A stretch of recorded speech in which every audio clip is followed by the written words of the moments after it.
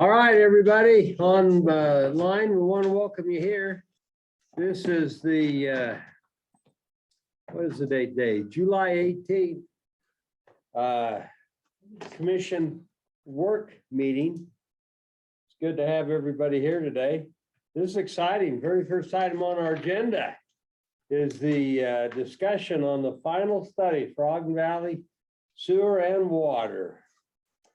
So, man, I got all kinds of names down here. Rick, you're first. We're going to you first. Yes, that'd be great. So we've invited Sunrise and Weaver Basin Water to give their presentation on the water and sewer studies. Great. Jared is representing Sunrise, and with Weaver Basin, I'm not sure if you're planning on having Bowen Collins and to do the presentation there. Would you like to start with the sewer first, Jared? Sure. I'd love to. Let me see. I need to share my screen, so let me make sure I'm doing that correctly. And one question while you're pulling that up, commissioners, once you see this, I'm not sure if we have the document in a presentation form that we could get out to the public, or if we're ready for that at this stage of the game. Yeah, so the understanding I have was to meet with you commissioners and with county staff and make sure the presentation that we'll be giving in a week and a half is what we want to present to the public.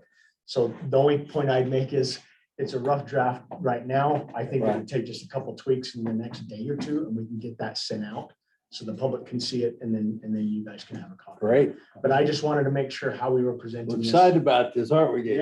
It's very exciting. This is actually, Good to have this done. I was telling a few of you that if I were to have finished this report 6 months ago, it doesn't look anything like it does today. Are you excited enough that you could sing a first verse of? My heart's pumping. I could almost. I could There you go, almost. heart's pumping. No, it's. Is your heart pumping, Harvey? You're fine. America. All right. Sean, So before I get started, I was mentioning. I think you should get in the pose. There's a few of us only that know what this is. It's okay. I was talking to Keith Assume the position. with Bowen Collins, just doing the water study beforehand. And the exciting thing about this is that I came on board in 2012. We had a sewer study for the southern portion of the valley done in 2011. Nothing came out of it. Now, when I say nothing, I'm sure there was conversations and, hey, what can we do? And but there wasn't available funds. There wasn't available excitement, but participation with stakeholders. It just wasn't happening, and it didn't happen. Nothing's come from that report. So to start this report now and to get going and have the participation of the stakeholders of the districts is absolutely amazing. So Sorry. Go ahead. You keep going. It's my heart, my. I'm just worried if you guys are driving, I'm kind of concerned. That's all. You should. What do you mean kinda? What do you mean kinda? All right, there you go. Okay, so just to cover sheet, this is actually a pretty cool picture up there in Eden.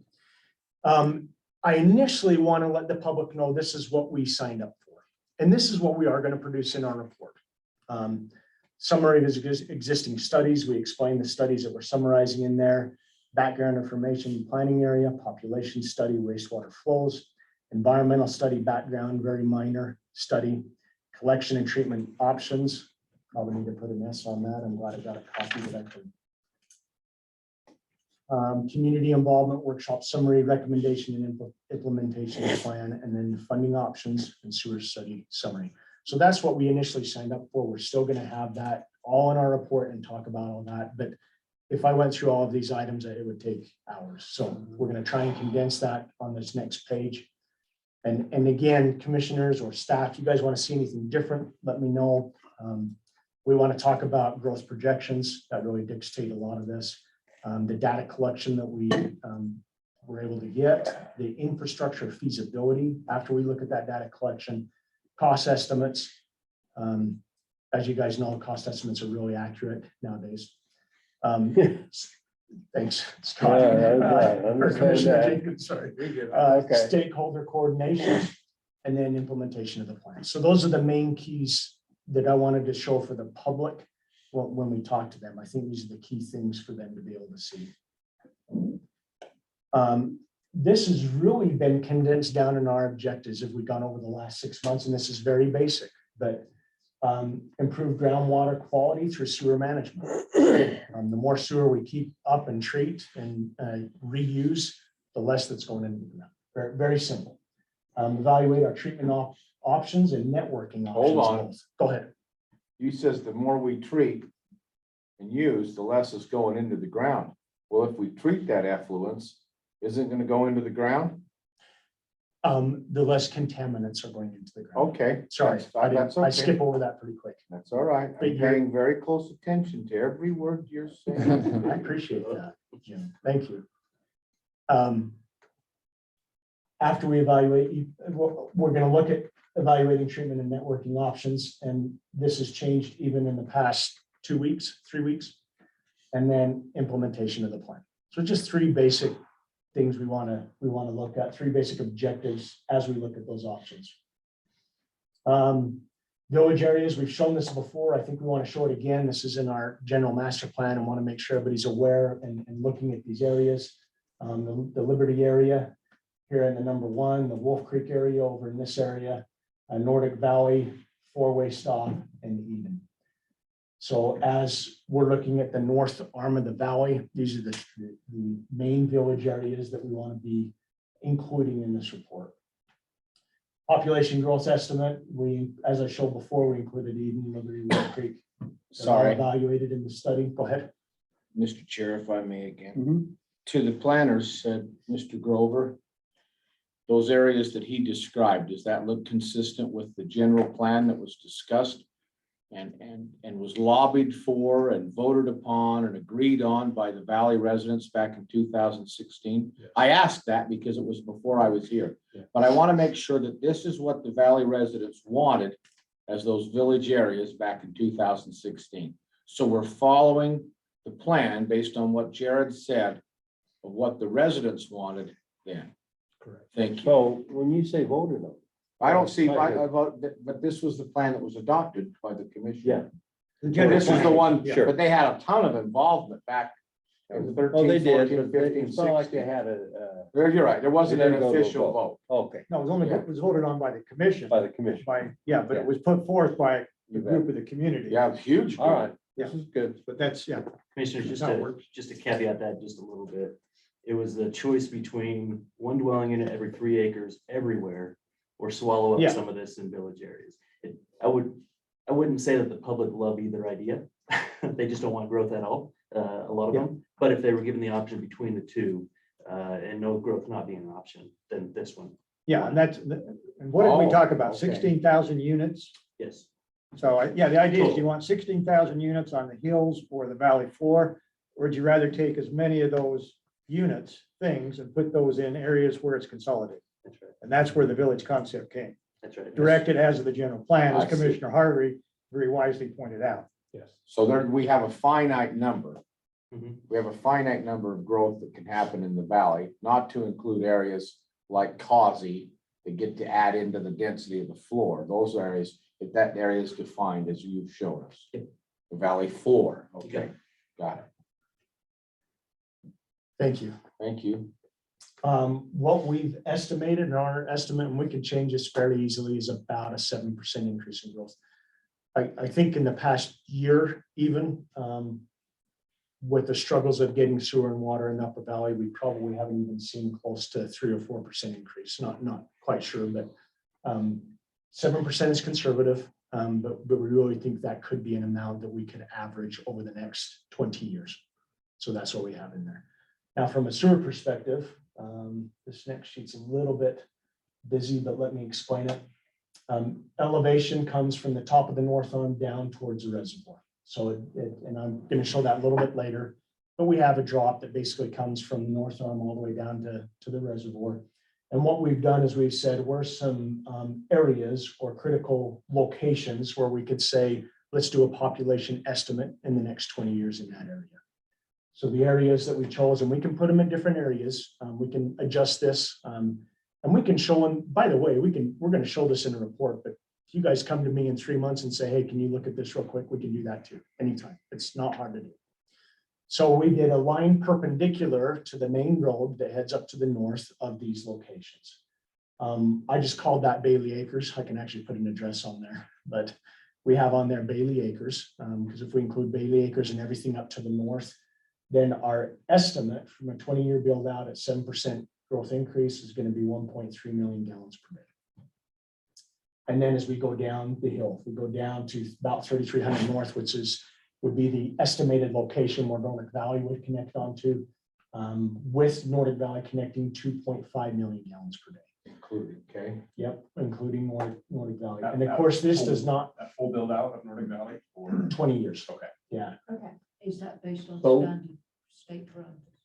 yes, we typically don't have sewer studies that say 50 years out or 100 years out, but we typically say about 20 years out is where you want to do it. So these are sewer flows. Yes, these are sewer But flows. you're using full-time residents. What this is saying is if, so we've got to include both, and this will be in the report, but we've got to include both what can come in the future, so proposed, and then what could possibly connect in existing. As we've had a few residents stress, we're not going to force anybody right now to connect to existing, but we have to plan for it. We don't know who's going to connect to in the future. Sure. So this would include existing and proposed for the next 20 years in that area. As you head down even further, 2725 north is basically right across from the school.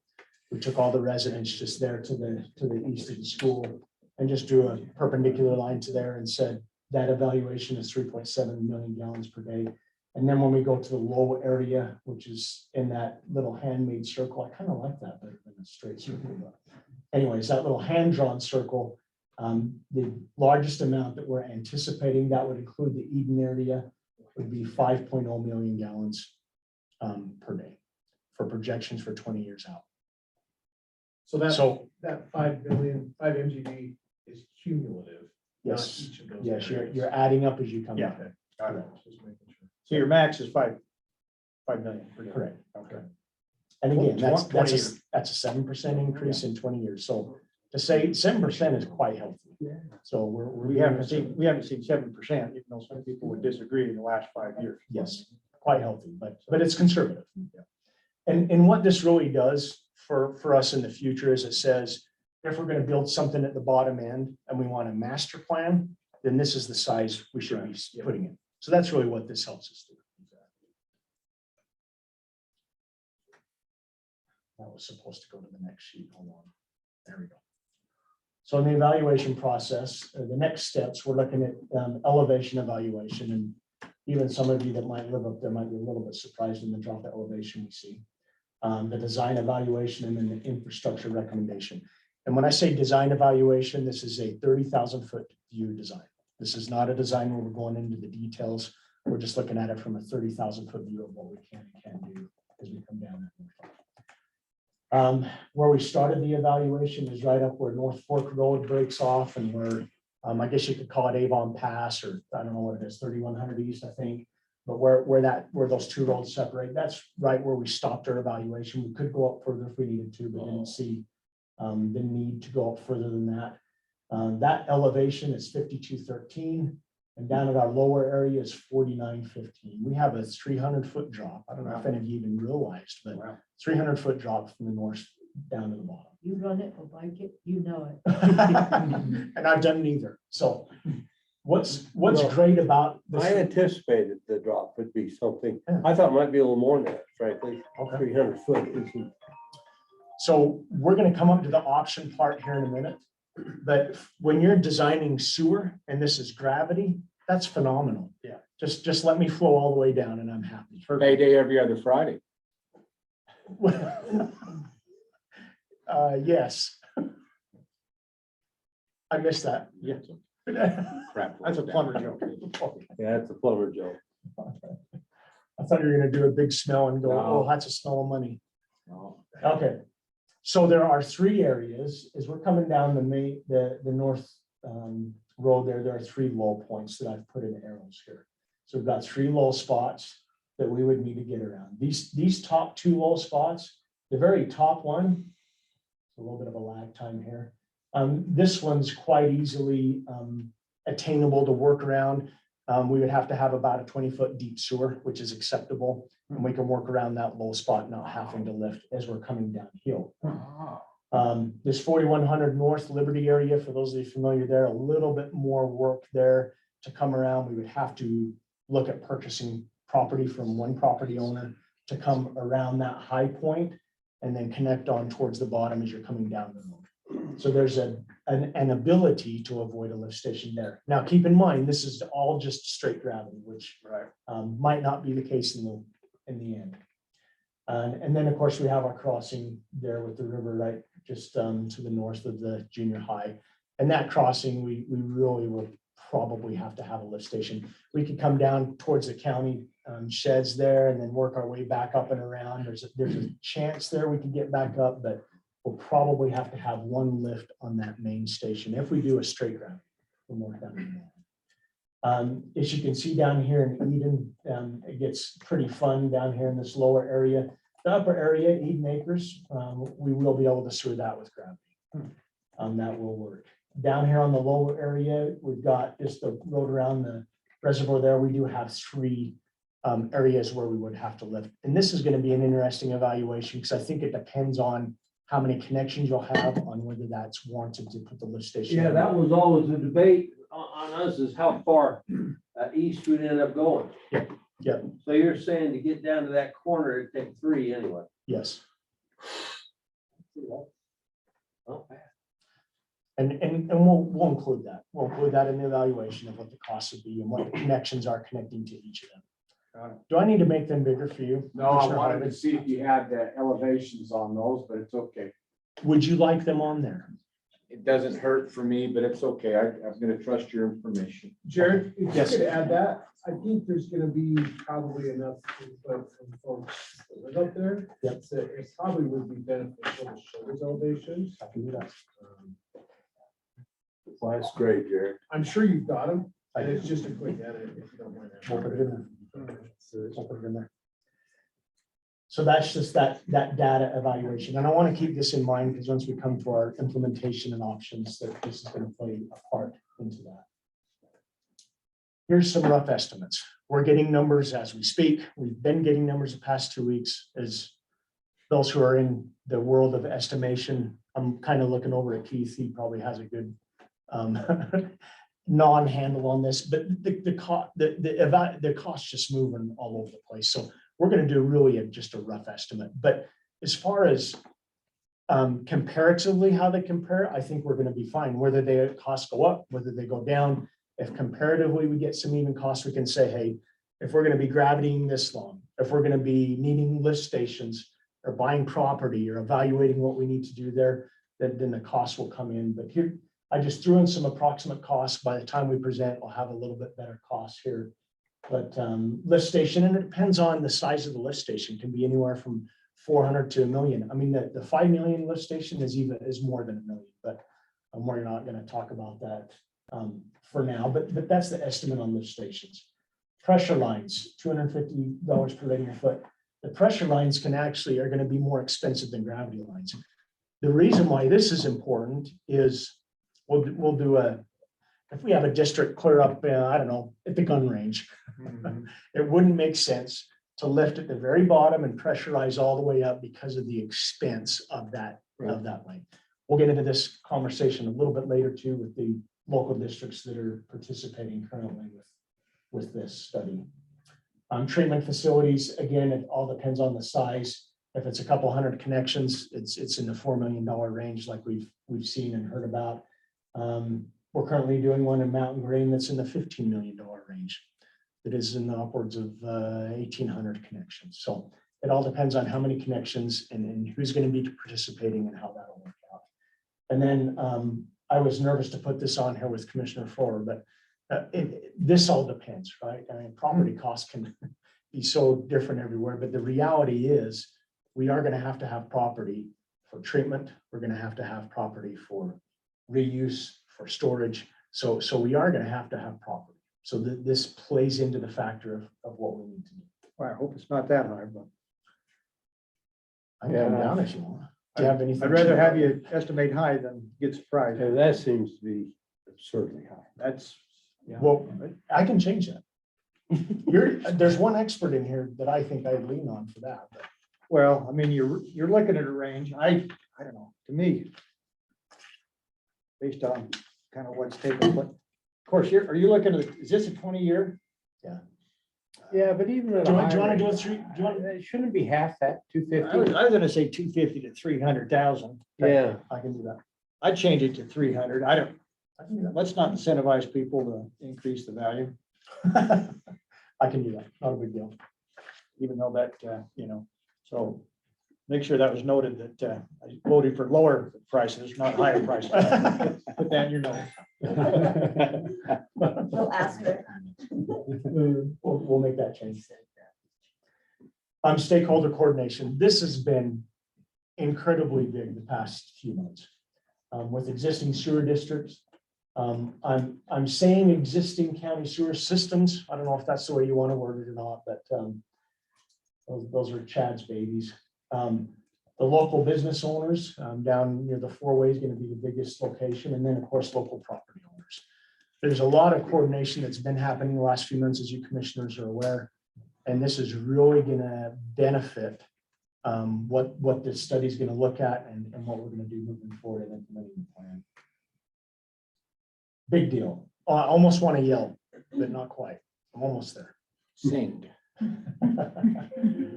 So now this is an interesting point, and I'm getting close to wrapping up, but this is an interesting point because I have to give you the options, but it's obvious which option we'll use, but I still want to give you the option as if I'm evaluating this normally, if you want to say it that way. The independent design is really a lot of the data we included initially, what we just showed you in the slide presentation. We have one main lift station at the bottom. There's a possibility of one more up by the school, possibility of 3 more in the Eden area. I can actually put that in there. School and then 3 more in the Eden. What this would equal would be hopefully 1 treatment facility would be a good thing. You always, the more you can localize treatment, the better. But what it would equal also on that third bullet there is 3 districts.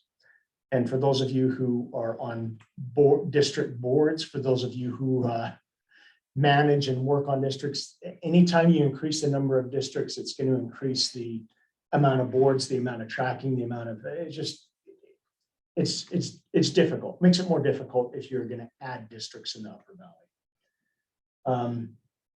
And then there's also independent reuse. We're really excited about the opportunity to reuse. But that takes property, that takes storage, that takes working through water right. There's a lot of things that equals, but this would be the first option. And I'm calling it independent design. We can name it whatever we want. But the second option, which is kind of held true recently, is design with stakeholder cooperation. On here, we would have 2 lift station areas, and maybe I'll define where those are going to be at. I would hope you would do that. Yeah. What we're currently looking at is a lift station for the lower area. And then, so we've got a Wolf Creek district that is interested in working and cooperating with this plan. And then we also have Powder Mountain Sewer Improvement District, Martin Sewer Improvement District, who's also interested. So if you guys know where Powder Mountain sits, they're up by that upper location of where we evaluated Bailey Acres. So There's a Brad Gilson, you know him, the I've met engineer. with them multiple times. Yeah. Great. I'm glad to know there's been coordination. Yep. He actually has some maps and things that he's on the Zoom call right now. And he's on Zoom, so he could share his screen later on once this is done with maps. Right. And to be honest, this kind of working together and cooperation is really what I think everybody's been waiting for. And it's happening. So it's a very exciting thing. I will reword a little bit this number 2, design with stakeholders cooperation. I'll reword that a little bit so it flows a little bit better. But we'll still have, if we can work with the existing districts, then we can use or upgrade their treatment facilities, but have them as managing and operating. It makes a huge difference. Creating a district can take, I've heard anywhere up to a couple of years to create a district. So that's a big benefit. And then also the reuse through districts. We've been talking with both Wolf Creek Sewer Improvement District and, I gotta say it correctly, Wolf Creek Water and Sewer Improvement District is the water first. Yes. Okay. And also Powder Mountain Water and Sewer Improvement District. We've been talking to both of them, not only about treating, but also reuse. The commissioners are well aware, we've met with the state and talked to them about what we can do. We cannot do direct discharge. We have to do either underground discharge or evaporation. So we've talked with them about reuse, and it's a very positive conversation. We've also talked with what I would say is probably the majority rights owner of water in the Upper Valley, which would be Weaver Basin. And we've talked with them on saying, hey, what can we do? What kind of agreement can we have with you on being able to reuse this water? They also think it's a good thing to reuse the water. We met with them, and I think they're talking with staff and starting to work with that option and what that looks like. So. Jared, with these options, do we have like a bubble diagram of where that area would be? I can create that. Yep.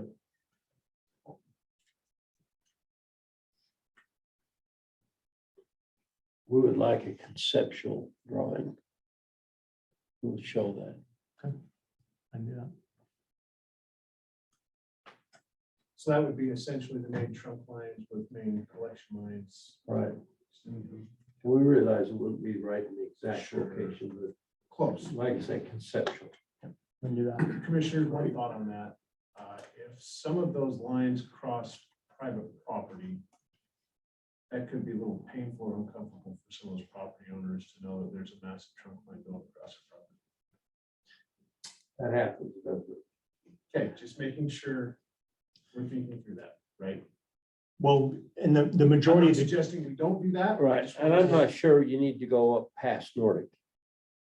You know, if you at least could get there, or maybe to the road that goes over the divide, something like that.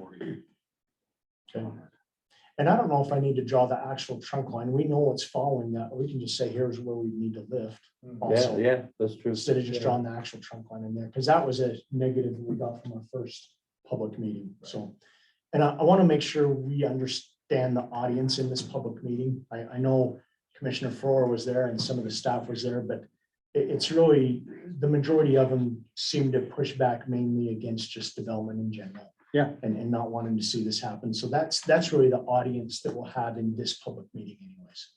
So I want to make sure that we're speaking to them as best as we can. So. And here's where I left a message with Miranda this morning, but I want to make sure that whatever agreements are in process or have taken place recently, that we're speaking to them correctly.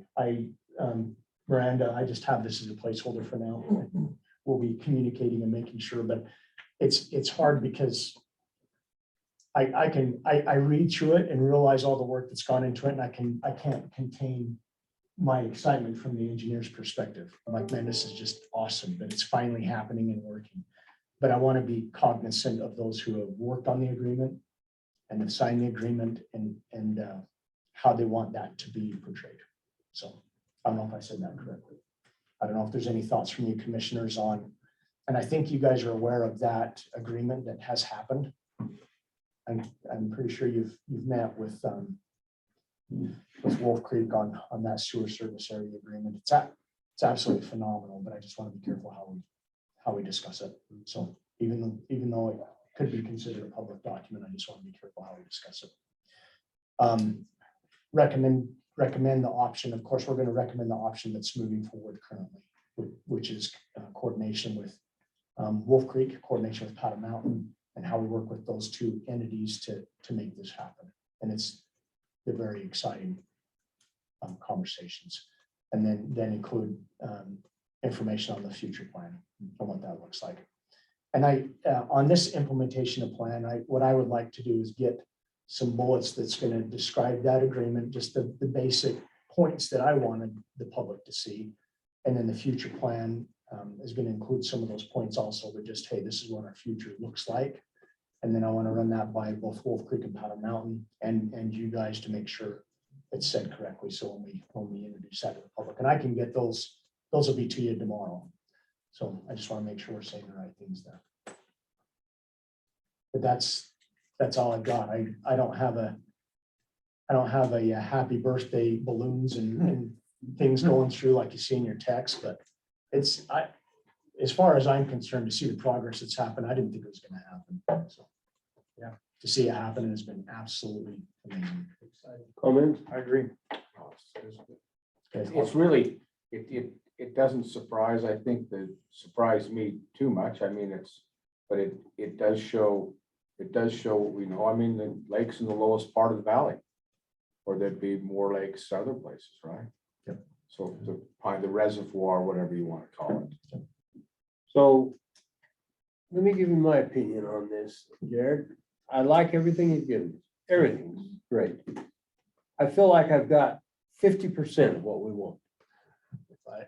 Okay, the other 50%, I want some plans and drawings and conceptual, that if option 2 moves along, that this is the general consensus. Now, you've been in touch with these folks, so I know you have that. Or at least have talked about it. I guess, I'm not sure I know you have it, but you've talked No, about it. I have. It'd be nice if we could at least have a conceptual idea behind that. Do you have them now? Oh, yeah. Yeah, I've got, Can I you share can, those now? oh, no, I'm not, well, it's just the map. When you say map, the hard thing is, let me go back here. What we found, and I can get this map a little bit clearer. It's hard on a presentation unless it's really blown up to see a good quality map. What we use as engineers is aerials, and we absolutely love them. But when you do a presentation like this, it's very, very hard to even see where you're at with an aerial versus just having basics and street addresses and knowing that area. Well, you So can this- bring a map into us, right? Well, Something on this is- paper we can see. This is I the drew map a we would circle have. And we on would, there. we would I show said I what- want to make sure we got that, and you've got all that. Yeah, it's in there. Yeah, we So, yeah, I would just hope you'd bring this in now and show, well, these are about where the lines would run, and Yep, this is we can Wolf show Creek's concept behind it and how they would operate. we can show that. I wanted to be careful with time also. I mean, Yeah, this is a big report and we can go into a lot of details, but yeah, I can include those maps. great, I can have them tomorrow to you. great, for great, review. great. Good. Gage, any questions? No, I think it's good to be to this point. Anybody else in the room? Got any questions? Gary? No, I didn't mean to be too nervous on showing where those trunk lines would go, but I just know that can be alarming to some. Look, anybody who lives next to a main road knows that they're gonna, the odds are there's gonna be sewer going down there. Yeah. And it's just life. Everybody, you know, when we all lived in Plains, it didn't happen. Everybody knew that. Yeah. Yeah, and you wanted the sewer going down the street because that's where you're gonna connect. That's right. That's right. So it's just life. I'm not overly concerned about that. No, I'm excited to see this moving forward. Really excited to see the agreements that take. Well, I think you said it, Gary, after our last meeting. He says, I feel like we've seen the beginning of the future of this area now. This is the start. And I agree with that. Yeah. This is the start. So I'm excited about it. Ashley, any questions? You're kind of quiet and you generally have a little more to say than this. I didn't want to take over the meeting. I was holding my questions. Ashley always takes over. Yeah. I think the questions I had will be answered by the detail that you By the requested. detail. All right. So Jared, question for you. Yeah. So you're gonna get some questions as far as timing, especially from a lot of people up there that view this negatively. Yep. Because it's growth. What are you gonna tell them time wise? Time wise, I plan to get this presentation comments to you guys for No, tomorrow. I mean, if they ask you, when is that sewer line going in? What are you gonna say? They're gonna ask you, okay, so how soon is Yeah, the sewer gonna be there? we're discussing that in the implementation portion of the plan. Okay. But I really, Commissioner, could I maybe provide a thought I have on that? The challenge there, I think, Commissioner, is I don't know that it's Jared's call to make the call on what the Right. timing is. No, I'm not asking to make the call. I want to know You what say you're that saying. question's gonna So, come because up. that question's gonna come up. And I think the answer is the minute a special improvement district is created to instigate. The answer is, we don't know. That's right. Yes, that's. We don't that's- know. It could be 5 years, it could be 20 years. That's, The answer is, I don't want any definite time. This could happen in 5 years or may never happen. So I just, when they ask you when the time is, the correct answer is, we don't know. and that's where I was going with that comment. Once the Well, district's created. so- right? If we go with option 2 here, the person that will control that sitting at the table. Right, but some of that's gonna be And so- based on ARPA funding that Well, have that's some other true. funding sources that have not yet been determined, so. You or agreed might to. give that some thought so you can answer that question. What I'm saying is I don't want any communication that this is a done deal, because it's not a done deal. This is a study, and we'll see where the study takes us. Great. That's, that's my thought. So the minute you start putting a timeline on or promises to certain people, that you can't back up, it's bad business. So I do have a question. I'm not entirely clear how presentations are working. Are you presenting at the same time we're doing our thing? Help me understand how this is. So we talked about that. We wanted to bring it up today. I talked about it with Gary. I think the concern is dead on with Keith, where we've got Weber Basin and their representative presenting, and then Weber County and their representative. The concern when I was talking with Gary about it is there's a lot to present. I'm sure there's going to be questions. So both presenting together and how we're going to present. Because if you remember, Commissioner Ford, the first presentation, there was a lot of back and forth from the get-go. Second presentation was like a commission meeting where we said, look, we're going to present. Yeah. You guys can come up and give your comments. We're not going to go back and forth. Just give us your comments. We'll document it and then we'll be done. And that second time it went a lot better. But now what would normally take us an hour and a half to 2 hours, we're now combining together. So I don't know if that's a concern or not. I don't know how we would work that through. We would really be time limited. Does that sound correct, Keith? Yeah, and I guess the last thing I had heard was we were gonna just do water and then we're gonna do something separate for sewer, but I may have We've misheard. advertised them as both. haven't I don't know. Yeah. How we advertise Correct. We have. We're doing both. We have. And it's not that we can't. We So can do them just to- separate, but our thought was we would talk about both. at the same time. I just didn't have them both in No, there. I I- know it's a lot, but people are coming, they want to see it, they want to be involved. No, I think it should be both, but in the interest of time still, I would not get into the back and forth, people talking about Hooper water and Hooper sewer. They have nothing to do with, This is just a presentation. so it's a presentation. If they want to submit comments, have them write them to you, and obviously, if we want Are to you hear. okay with that too, Yeah. Keith? That it's just Yeah, a we're not going to presentation? turn this into a public debate. This is a study. Right. End of sentence. Great. So if you're done, I'm ready to move on to him. Let me stop sharing. Great. Time's yours.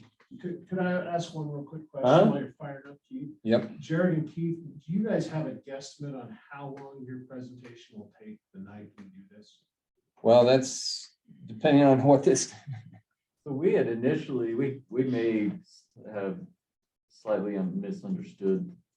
So our original approach to the meeting that we're planning for the 27th, we have it set up currently for more of an open house where we have some boards to allow people to come in And I have- think that's what it ought to be. have a conversation.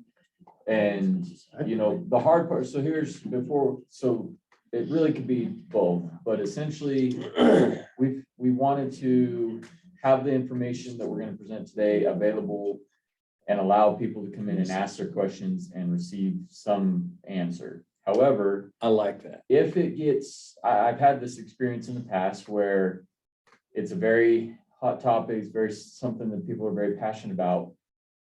Too many individuals show up all at the same time, and then the open house presentation type scenario doesn't work as effectively because people are waiting in line to get up to somebody to ask their question. And so for us, I think in our minds initially, we had them separate, close in timeline, but separate meetings where we would just be focusing on water that night. And if it got to the point where there's too many residents for us to handle on a staff level, we would almost kind of abandon plan A and go to a presentation format. So the elementary school that we're planning is capable of doing that. That doesn't mean that's what we have to do based on comments today. I know Jared mentioned to me last time that we would have this conversation or last week. So I'd like, if whatever you're in you the would like. gymnasium, I'd like to see you divide that gym in kind of in two, sewer, water. So people could say, I've got questions about water. Well, this is at this end of the gym, sewers at this end, and you can be there together because it's all in the road and it's all affecting each other. But if you separate it, sewer here, water there, then it becomes very simple to see. Yeah. No, and I don't disagree. I would just hope that if it gets, I don't know how to estimate the interest level. You know, our last meeting, so in our last meeting, we were told it was gonna just be incredibly well attended and it wasn't. And so we don't know. We're planning, as alluded to, a large crowd, Yeah. which would So let me probably tell you. facilitate a presentation better. I think we're wearing them out up there a little bit. We've done this so many times. And so we're hoping for robust attendance here because we want people to be involved with what's happening. But, you know, crud, we don't know. Who knows? Yeah. They get to choose. Well, we can do, I think by the end of today, we would probably like the clear guidance on what the expectation would be. And we'll plan accordingly. But as of right now, we had in mind a separate meeting closer together in days, but not the same. Not the hours. same day. Yeah. Well, But show us what you got and then we'll talk about it. Yeah, I think that's good. That's good. And let me note that we are, relative to our presentation today, this is not intended to be a presentation to the public. This was intended to be an update to you on things that have changed since we last spoke and give you some information on what we intend to talk about pending a decision on what the format is. So with that said, just really quick, here's the timeline of what we've been working on and where we're at. 18th presentation of updated results to the county commissioners, expecting the open house on the 27th. I've had closed public comments, not that that's really an official, but give an opportunity for the public to comment back to us before we produce a final report. We also intend to make the draft of a report available to the public starting on July 27th, if that is what the commission and River Basins would like us to do. Okay, so let's just talk about what we talked about last time and what has changed. In terms of future supply, basically, we've come to the conclusion there are no substantial additional water sources available from existing municipal sources. So we looked at 3 alternatives for new municipal supply. And that included new groundwater development, ag conversion, and imported water rights. And so relative to groundwater, we concluded, if you recall, groundwater does exist and effective wells could be drilled in the southeast area, but we don't have water rights for that area. And any new wells would be competing with the Ogden City wells. This is a map, an isometric map, or excuse me, the words draw down to the aquifer table, and you can see right around those Ogden wells, there's a big cone of depression that is causing, is a result of those wells, meaning that you're drawing pretty hard on that aquifer. So bottom line is drilling new wells is not recommended as part of our study. So ag conversion. If you remember this little figure, basically, if you develop in areas that are currently being irrigated, that frees up water to be able to serve that development. And actually, there's usually a net gain in water as those areas get developed. However, current general plan emphasizes preserving ag, and there is sufficient unirrigated land where you could develop all projected future growth depending on the lot size that you ultimately select. So bottom line is, for planning purposes, we need to consider the possibility of little to no ag conversion and make sure we can deal with this from other sources. So what that brings us to is imported water. And so long story short is, we looked at a whole range of different lot sizes and what it would require. And basically, if you limit your lot size to about 0.2 acres per lot, then what you do is you fill up all the areas of the valley floor that are not irrigated. And essentially you have no ag conversion, which maximizes the amount of import water you need. That import water is just shy of 5,400 acre feet. Weber Basin has indicated that they likely have sufficient water rights available via exchange to provide that import water at that volume. And I think nothing that we've talked about here is different from what we talked about last time we met. When you say import, are you meaning less water out of the dam? Yeah, so essentially, Not bringing in water from somewhere else. no, essentially it is, We would exchange water basically out of Willard, water that's yeah. sitting in Willard. We would just. Keep more in we the would keep reservoir. more- we would take out of Willard, and that water would stay in the reservoir. Shane, that's all done with no Would modifications. stay where? to Causey, right? Yeah, we're in Pineview. Say that again. That's all done with no modifications to Causey or any changes Correct. in that. Yeah, that's simply just exchange contract. Can I ask whether that is culinary and secondary or just culinary? this is both. Now, just keep in mind, the 5353 is only if you limit the lot size to the 0.2 acres. So I it's, haven't seen a 0.2 acre foot lot size outside of a PRUD. I think we're talking average size. yes, average size. So taking the stuff out of the farmland, clustering it somewhere else. Yeah. So kind of the PRUD idea or the cluster idea. The vast majority of lots are an acre or more. Mhm. Yeah, so we'd be talking kind of like transferable development, right? Yeah. Smaller lot sizes up on the benches, keeping the agricultural land open. So, Idea. so just to clarify, if you wanted to do anything above 0.8 acre lots, you would have to take all ag out of production in the valley and fill the valley floor. That's how that would work. And if you did that, your demand would be much greater than 5,350. However, you would now have all that ag water available for conversion. So you actually end up generating more water as those lot sizes get bigger. So the crucial spot for imported water is when we maximize that import water at 5,350. Okay. So we're going to move here. We're going to move here to just talking culinary, because ultimately that's what is going to be the bottleneck here. So if we go to culinary and we jump over to the larger lot sizes, our worst case scenario is needing about 4,100 acre feet of culinary water and about 5,500 GPM of demand. So that ends up being our sizing for the overall system. You can see what it looks like over time. All right. I'm gonna let Andy talk for just a minute about a couple of changes that we had since our last time.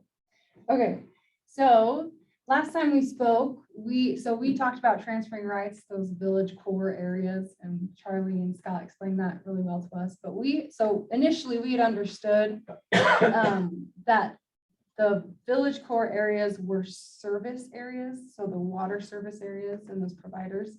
So we had transferred those rights to those core areas, assuming that it was the whole area of Wolf Creek and Eden being serviced by that water. And then we sent the remaining of those development rights to a new area we called Ogden Southeast.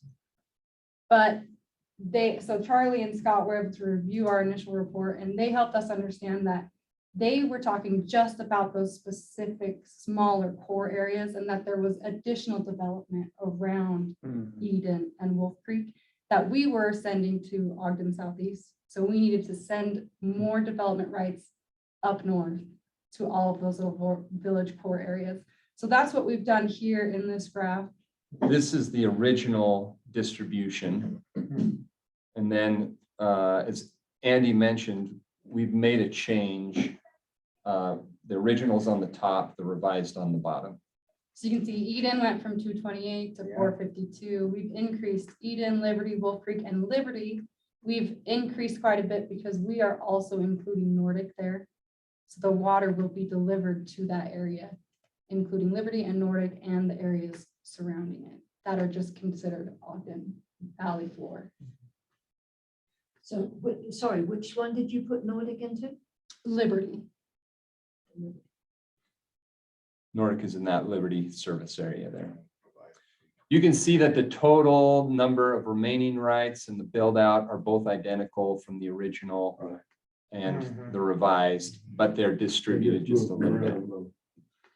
Okay, So the updated distribution looks like this, with that Ogden Valley Southeast being a lot smaller than original. So let me talk about potential water development alternatives, and then Andy will talk about how that changed the system just a little bit. So if we know that our water for future culinary use is going to come either from import water or from ag conversion, we have 4 options to get to it. One is we looked at the Ogden Valley wells, and I've already let the cat out of the bag on that one, that without water rights down there, it becomes difficult for us to get access to those. Number 2, Ogden Valley well exchange. We could potentially take water from the existing Ogden wells and then deliver it elsewhere in Ogden from Weber Basin. Ogden City has expressed some reluctance relative to that. And so we've not pushed that, although I know there are some conversations to maybe go a little bit. yeah, have you had conversations with them? We had the initial conversation. Shane, you want to update us on that? Outside of our first initial meeting where they expressed their reluctance to. Which was when? It's been several months. I mean, when we began this study. Yeah. We have not. So spoken when you to say the several months, recent- probably 6 or 7, 8 months ago. Yeah, we have not. probably. We had a discussion with them 8 to 10 weeks ago. Yeah, month or two, couple months. Yeah, So that would be the most recent conversation. okay, and they've not got back to us. Commissioners, Scott Paxman over at Weaver Basin asked me to reach out to the ladies up here to set up a meeting with them again. So there should be one. With Ogden City? Good. She's just trying to coordinate all of the schedules, and this time it'll be elected officials at the table as well. Because we wanted to make sure that the elected officials knew what the administration was saying and vice versa. See if there'd be any interest overall. In my opinion, it's probably in the city's best interest for something like this to happen, because not only are they safeguarding their wells, they're safeguarding the use of their wells by having an interlocal agreement of some sort, as opposed to just worrying. Yeah, our discussion with them was for a 4 or 5 year deal where we could start it and get connections and get things going and then transition off of them onto a treatment plant of its own up there. And again, their long term is to actually put a treatment facility at the end of Stringtown Road. That's their Who's? Ogden City. City.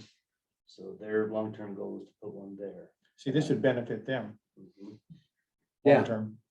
Yeah, well, It just seems silly to have a treatment facility there and have them completely bypass the area there. well, and if that line existed, if they ever run into problems, they could go back and forth. We Yeah. would actually put two sources hooked to the line Which would benefit them. and give them a little bit of a backup. And would give this system a little bit of a backup. That's not a bad idea. Yeah. All right. That meeting thank should you. be coming soon. You see that meeting set up, Charlie? It's not set up yet. Shelley's working on it. We looked at, so I think option 2 there, if we can get some participation and some conversation going, at least as a bridge to the future. Right. That would be a great way to go. We thought that was a great suggestion you gave us before, and that's why we reached out to them a little bit on it. Yeah. We think you're right on there. Yeah. Bridge to the future. Yeah, we look at it, if we could do it 8 to 10 year bridge until the South Fork treatment became feasible. Right. You've got an option for that to happen. We looked at doing, third option was a reservoir lake tap, and the extreme high cost on that took that out of the running. So ultimately what we were left with is. So what's so high about that? So the challenge is you have to take from the bottom of the reservoir. So Oh. essentially what you do is you have to drill a big shaft down and then drill Right. across into the bottom of the reservoir. Okay, you just answered the whole question. I didn't realize you had to go that deep. Yeah. Gurgle. Yeah, there you go. Just the tap is about a $30 million project. Wow. Wow. Right. I had no idea. Yeah, So- that's.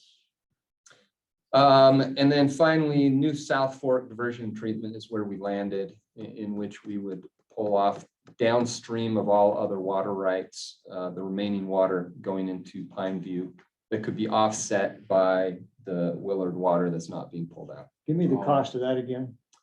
Let's take a look. Estimate. Let's take a look. Actually, let's just go look here really quick and we can talk. I can't see the bottom there. That's convenient. The very bottom of the original cost was 65 million. The revised cost is That's actually this one right here. 63. Yeah. Okay. And then 63 over on the phase 2 side. So initial phase 1 at 52 versus 53. And long story short, we tightened up the analysis just a little bit between the original and the revised. It allowed us to trim out about 8,000 feet of 20-inch pipe in phase 2. Yeah. So that goes down in the long term, but that's what we're looking at. Are those numbers there? Little side note, Keith. Yeah. I'm online on this meeting. You can see the totals. Okay. Online, just not Great. on the screen. So So when you talk about phase 1 and phase 2, can you go back to that drawing so you can show us phase 1 and 2? Yeah, so I didn't maybe. look at that when we were there. I should have. Okay. I see. So really, phase 2 is pretty small. Our concept is all the red that you see is phase 1, and that's to put in the backbone to be able to deliver to all the entities. So from here, all the way up to here and here. Yep, Wow. and also to that southeast and to Snow Basin. Yeah. Now, remember, you got original on the left and revised on the right. And so you can see, for example, Ogden Valley Southeast had 2,500. It's now down to 950. And much more of that water is being delivered to the north. So really, in terms of phase 2, which was your question, is just up in this area right here. You can see we originally connect into an existing Eden tank. To be able to get the system up and running, but at some point we run out of capacity there and we have to build an additional 1.5 million gallon tank to be able to service the system. And so there's some additional improvements that are required there. There is also expansion of the treatment plant and diversion down at South Fork that is also in phase 2. So those are the items there. So those are the updates and the changes. Just to the other thing that I skipped over was just a schematic. This is schematic of how water would be delivered. The new pipelines are the light blue and the purple. being delivered to each of the systems and their hydraulic grade lines, etc. So there's one other item that you asked us to talk about, but before I do that, any questions on the system or the general concept? So this right here is the build out. Yeah, this is that build out. Right. So you can see that purple line is that phase 2 going up to a new tank right in the middle of the drawing right there. So Okay. originally it's connected to this Eden tank and then we build another one next to it. Wow, So, this is cool. Yeah. That's a good option. So Not the- the only option. Well, yeah, but it shows you what the Upper Valley build out is gonna look like. Yeah. Absolutely. 63, Keith, is what you thinking roughly your final number is? 63 million is where we're at, yeah. So let me, the last thing that you asked me to talk about was to look at some operating options, implementation options. And so we looked at who could build this system. And I think Weber Basin and Weber County are both interested in helping to make this happen, but are not interested in the long-term operation of this. So you could potentially have an existing water provider step up, but none have really been that interested in volunteering. And at 63 million, it's probably too big for them to chew off. I agree. So potential new entities, you could form a local district. You could form a special district, an interlocal entity, or you could try to get someone to step up to form a private water company. Those are kind of the options. And we could spend more time talking about those, but those are what we have. And I will mention, we have a new Tech Memo 6 at the back of the report, which I don't think anyone at the county has seen yet, but we can send that over. We actually finalized it just today. So the other thing we do go through and talk about in that memo, all the different funding options that you have. And in the interest of time, maybe I'll just leave that up for a second and mention that there are a number of different things you could do that we could talk through. But ultimately, the conclusion that we come to is the county has a little bit of a decision to make. If you do not wish to actively lead efforts to secure more water, then you're going to have to really limit approval of additional development in the Ogden Valley. You're going to have to force any development to show you where the water is going to come from, because there are little slivers of water here and there. Huntsville has a little bit of water, a couple other people, but not a lot. If you do decide to take an active role, then we'd recommend the following. You're going to want to secure a legal and financial advisor to help you through the funding and the formation of the district. You're going to need to identify some potential funding partners. Are there some developers that would be willing to step up and provide some money towards this or participate in some of these funding options? You would need to finalize engineering design, get a little more detail and revise the cost estimates. Once you get through kind of those, you need to form a new municipal district of some sort, select and finalize the funding mechanisms, and then proceed with final design and construction of the improvements. So that's kind of the pathway forward, but who does that and who takes those steps is maybe what's up in the air a little bit. So that's it for me. I'm open to more conversation or questions. Interesting. First off, I don't see why you two can't present in the same room with panels and, conceptual. As an open house. Yeah, as an open house. Is Yeah, open people house do. the right format though, I guess? Versus, do you want to do just half and half presentation, then open Well, you house? could, you could present for 10 or 15 minutes at the beginning and present your concept and then let people walk around and view it. I mean, there's no question you have 3 or 4 slides here that are really driving yours, when it's, this is really important. but the drawings of conception of how it would work and how you'd put it together. And Jared will have the same thing. I don't have a problem with this, No, I think, them presenting together. no, you could do 15, 20 minutes each and then go to the open house format. Yeah, And then allow them to go in different directions. and I think Yeah. that's probably what you ought to do. Plan Well, on 15 or 20 Yeah, this minutes really and then- requires a presentation, in my opinion. Right. I think both of them do. Yeah. So I think that might also address the issue of maybe too much back and forth. It's just, we'll have the presentations. And then That's you what I can would do. separate to answer what. Sewer on one end, water on the other. Yeah, if you've got questions, Yeah. pick wherever you want to go. Okay, We'll have to maybe see if we can get into the elementary school beforehand and figure out a layout, because we're gonna need space for chairs set up, and Right. then also an open space. Yeah. Which is. I think it's really important to have a good potentially gonna sound be system challenging. that you can sit there and talk on.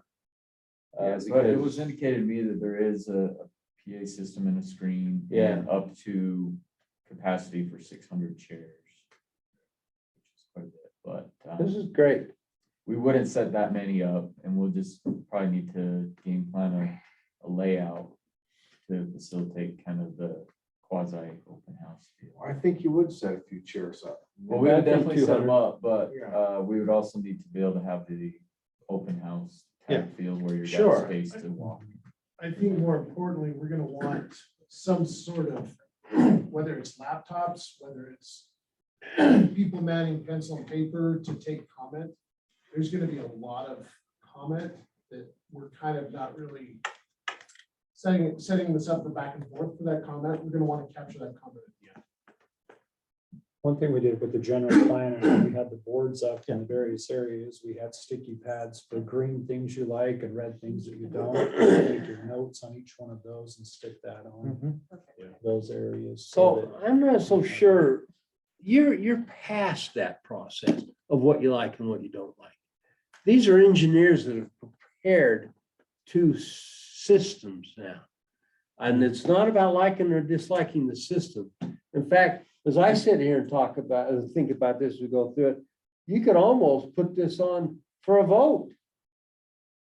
Now, we've not talked about that, and even had a concept, but, if you're gonna go to, bonds that will, finance, 50 and $60 million systems, Sooner than later, sooner yeah, or later. I don't know when you Yeah. want to do that. I'm going, so this is really your decision, but it's something to consider. Yeah, I don't really see it as a general plan where you like this, you don't like this, take this area agricultural, leave this. Yeah, I don't really see that. Again, it comes down, this is a study. I think that really the question is, what are your questions about the study? What don't you understand about the study? Understand that it's just that. We're not proposing the plan. This is a study, that evaluation. Tell us how you see this fitting into the future. Yeah, I do So that I- the same way as But I don't, Gage. I don't see this as a yes or no, or hey, give me your Yeah. comments. This isn't what that's about. And that probably facilitates the presentation better. Yeah. I would say. I will note, we do have a website set up that will have the full report Yeah. after the presentation. And we will have a QR code that links to the comment form there. And then I think for those who are a little old school, we want just a comment form in a box to drop in. I think that would be a good idea too. Yeah, and we'll have the same. I think we also did that in our first meetings that we had and in the last meeting. So yeah, they're Yeah. all available for us. So commissioners, we received a request to have both documents available prior to the presentation. Is that something you're interested in? Both So the public can documents review available. so the public can review both studies before they actually come to the presentation, have their questions Well, it formulated. kind of takes the wind out of the sail of the presentation. I mean, I would think at the presentation, we'd want to give them Okay, handouts That- of and the that's document. fine. I'm just, that request was. I would made, be so- okay too. I would be okay in today's age. There was a comment that kind of came through here. But if the presentation were also not just live, but we did a Zoom feed on that. So people who might be out of town for July or August, they'd be able to zoom in from anywhere in the world. And so. Oh, there you go. That Yeah, explains that's right the to it. comment too. So that ought to, that way they can be in Bangladesh. Yeah. And still be able to zoom in. Sure. Actually, you can't do that through the county website because you're blocked by a firewall from anywhere outside. the country. Actually, we can figure that out. Good. You can do that. Actually, so we can, if we plan it ahead, actually, we can get that. Yeah, So it can. that will work well. Well, I couldn't be happier with what I've seen today. I think you need a little more work on your detail, but I was very pleased with your presentation, and I think that we're gonna present the public with some really good info here. I agree. This represents a lot of work. Oh, The other thing, I Yeah. guess, here's the thing. And this is for the public, not just in the room, but online. I read a thing almost 30 years ago from Thomas Jefferson. More public officials are criticized for doing something than those who sit back and do nothing at all. We could just sit here and do nothing. And we wouldn't receive near the fire that we're gonna get on, whatever it is from the. So, you know what, at least we're doing something. If there's the thing is there's some people up there that have rights. These village nodes are already in place. We know growth is coming. People are wanting to enjoy up there and doing something. So. Yeah, well, what this does, the studies again, give us the facts. So That's this right. is not speculate, we paid you some good amount of money to go out and tell us what the facts are. Now, you may not like the facts, but, come up with your own fake news if you so desire. But I'd rather deal with facts and say, as we deal with the future planning, let's have our facts. And again, anybody can disagree with the facts. You're entitled to your own opinions, but what we can't do is change. If they want to go out and create another study and say this, your studies are bogus, then by all means, go do it. Anybody disagree can come up with their own facts if they disagree with it. But what we're doing is giving the option to piggyback off our study as we look at how the valley goes in the future. great. Well, we want to thank Weaver Basin for what you've done on your side of this. This has been big. We thank you. We thank you, Jared. Yeah. All right, this meeting is over. We have another one right behind you, so we thank you for coming in today. And we look forward to the future. Rick, you'll take it from here with them, right? Onward and upward. Okay. And I suspect we'll all be up to that. Hearing. No, Right? 27. Yeah. I was nervous though. We ought to make sure. Jim Harvey, based on this last few days, Jim Harvey would like to raise my hand. That'd be great. I looked over. I credit him Canada for. I credit him for the couple of rainstorms we had. Those didn't happen. I'm like, sure we're in May right and now. June. Yeah, we'll do that. Now a one little too. bit of July. They didn't happen under the Flint eras, plural. Yeah. Scott Paxton, he's a leprechaun of it. Tip, tip.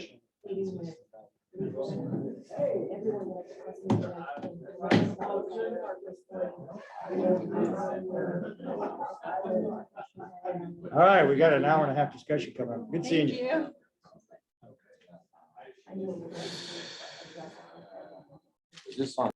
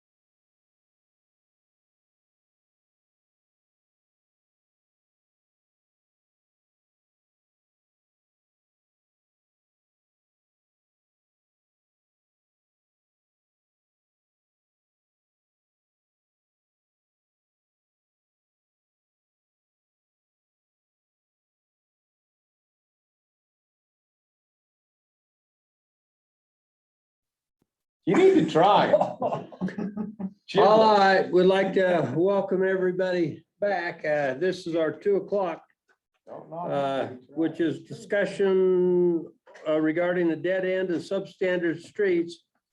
So Charlie, you're first here we up go. here, so go ahead, time's yours. Let's see if we can get through the points of this. Oh, pretty man. quickly. And then I gotta stand up. specific questions that come after. Let's see if we can keep the specific ones. Here we go. You know, you need a good caffeinated drink. No, I can't.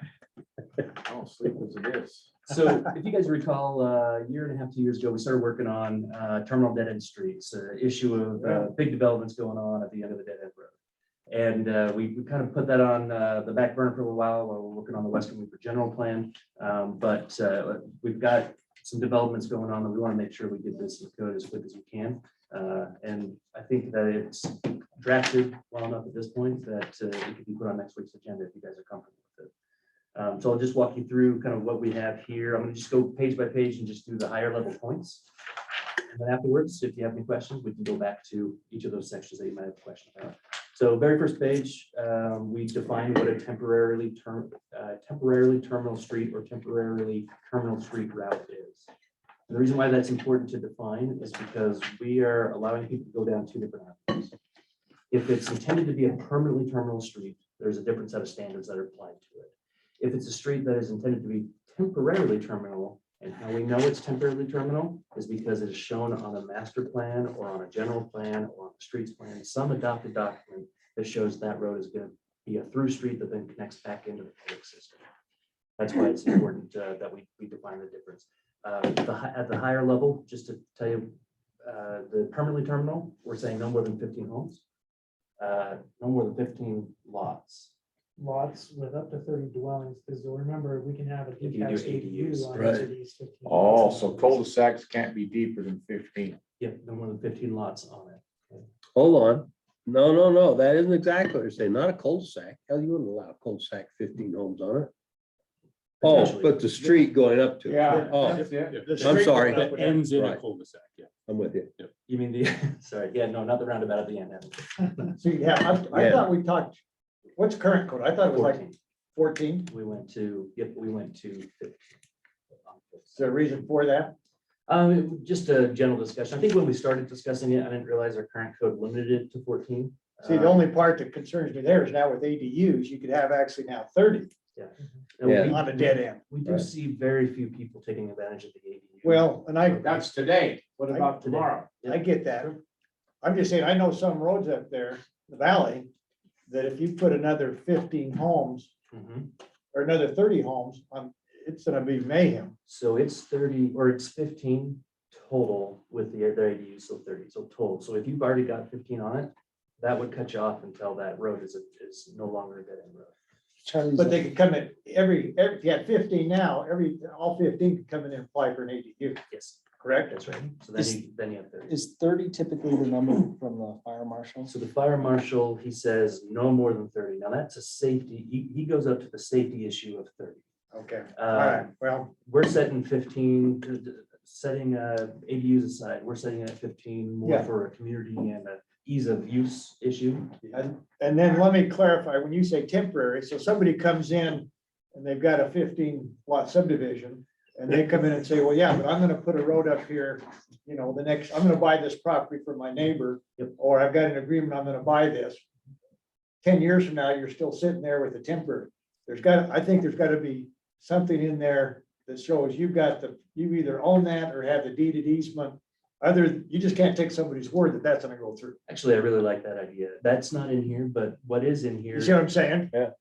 what is in here, and I can make the tweaks. Because to it. everybody's in it, anybody that wants to do this, get around, they're gonna say, well, this is temporary. I'm gonna plan on taking this road up through here. Yeah. And then 10 years from now, you're still sitting here with no other access. Right. But So I'm of the opinion you can't base this on that. This has to be based on the fact that 30 is the limit. And this should be able to, you should be able to live with 30 if that's the case. Because you never know if it's gonna go through. But I'm just talking about now the temporary. You're making allowance for the temporary versus the permanent. that's right. Oh, I'm just saying they I'm can't kidding. claim a temporary unless they have dedicated easement or some plan in place. Because Well, everybody's gonna and when claim, you do that, you have a road at the end that goes through, That's right. you know what I mean? That's right. So You what we're can't build saying- on that one. What we're saying in those circumstances, you can have a maximum of 30 dwelling units on that before you have to have a reserved emergency egress. Now, that reserved emergency egress might continue down the same line that the planned road is on, or every 30 homes, you've got an emergency egress that goes in a different direction that actually gets you back to the street system. And And eventually that road. that's what your fire marshal says. Yep. Okay, well, that makes sense. so when you say it, so they're gonna use the same road out for an emergency, so what does that accomplish? No. It's a second road. Sorry, it's a different road, emergency egress, a different, so All right. the main road coming in is Yeah. the street. Okay. That's the one built to standard. Right, all right. The one going out is the emergency. Okay. egress. And every 30 homes requires a new emergency egress or a new route out of the subdivision. Right. Has to be a secondary access, can't be the same one. That's right. Exactly. A different one. All right. Yep. So that's the intention on Okay. how to try and accomplish that while we're waiting for the next. And you phase. buy that, Yeah, no, that makes Okay. sense. okay. Okay, second page in, And and the planning commission has seen all this? yeah, it's been a year and a half, 2 years since they've seen it, but they saw it and they both of them passed on that positive record. You passed on it, okay, all right. Let's see. So small subdivision, we're taking that from 3 lots to 9 lots, or 4 lots to 9 lots. How come? Just to make it a little bit more simple, make the process simple for a small subdivision. Somebody comes in and says, I want to divide up 7 lots for my kids. It doesn't require the planning commission review A little 7 We're or going, 9. or 9. we're Yeah, going from 7 to 9, We're actually No, going from 3 to 9. 4 to 9. That's a lot. that's a lot. Potentially, and we can keep it at 4. We're just trying to find ways to streamline, but if you're more comfortable with it going through the process, we can certainly do that. Frankly, I'm okay with this. I always thought it was too small anyway. Yeah, we've talked about this 2 years ago, so. That's, I think that's 4 is- same And the conversation. planning commission agreed with this. All So right, they bought up on the 9? Yeah, let me make sure they gave a positive recommendation. I'm pretty sure they did. I'll have to go back and check on that. I know Western Weaver bought up on the 9. They were aware of that. I don't know how the Ogden Valley. I think, yeah. all right, I'm all right with that. Okay, next thing on that same page, we're just talking about general street configuration. Everything under that, including master plan streets, section line and quarter line streets on the next page. That is all just, look, we're creating a street grid, and your section lines and your quarter section lines are where those streets should generally go. We do allow for some deviance from that, up to 200 feet in either direction. For a landowner to be able to realize the benefit of building the whole road, so they can get lots on both sides of it, for example. So it might not run the exact section line, it might dive into somebody's property and they build the lots on both sides and then it dives back out and hits the section line again. Okay. Half streets, right now our code says half streets are not allowed. What I'm suggesting, in certain circumstances, we do allow half streets to be allowed, but in no case should the travel surface be less than 20 feet. So we're basically saying, look, if you want to do a 33-foot wide right of way here, it's only a half width right of way. When that guy, that farmer across the street, when he comes in to develop, he'll do his 33 feet. But on your side of the road, you're not only going to do a 12-foot wide lane, you're going to do a 20-foot wide surface on that. And then when the guy across the street comes to develop, he'll build the rest of it, and then we'll have a normal street cross section. Charlie, can I ask a question on that? How does the drainage work on that? Because generally our roads have a centerline crown. Does half of that road drain off to the undeveloped side? So honestly, I think I think with the half that we're looking at would drain all towards where this person is responsible for accommodating. for Does it. he have to put curb and gutter in? Either curb and gutter or a swell or whatever our standard is. Yep.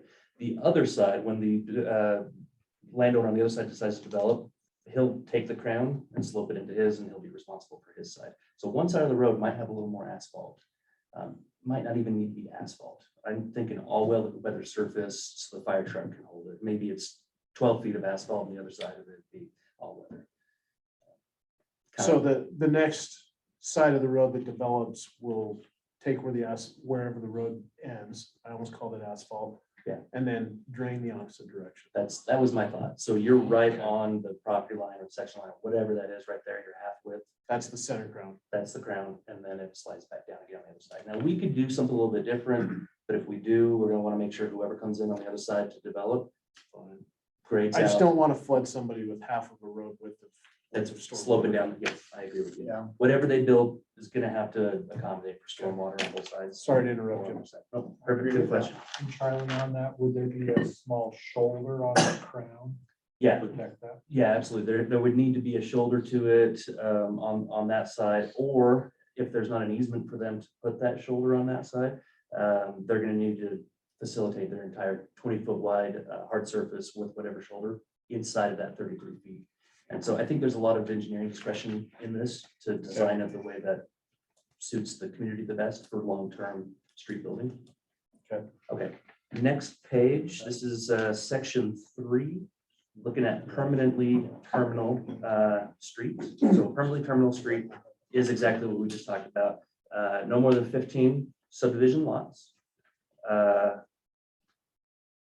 Or lots of record, so no more than 15 subdivision lots or lots of record, which means no more than 30 total dwelling units. That accommodates for the accessory dwelling units. That's part B, and then part C, here's the other side of it. If it's permanently terminal, no more than a length of 650 feet. And so what that does is it allows us to have our quarter section lines or our intersections or blocks that are no more than a quarter of a mile wide, and not have a cul-de-sac interrupt that. Okay, maximum length of 6, I'm trying to understand that. So right now, our minimum distance between intersections to create a block is 1,300 feet, so about a quarter of a mile. So what we're saying is, if you're gonna do a cul-de-sac, you could do it inside of that 1,300 feet. So let's just say you've got a 1,300 feet by 1,300 feet square, that is your block. You can have your cul-de-sac go inside of that.